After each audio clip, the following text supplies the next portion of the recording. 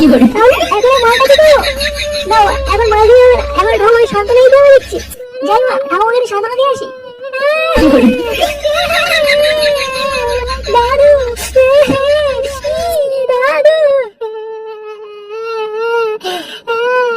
আমার ভাতার মরে গেল। ভাতা বলছি না, এটা তোমার দাদু হয়। বাবা কেটে চলে গেছে দেখছি। আমার দাদু মরে গেল। দাদু আমায় ছেড়ে যাও না দাদু।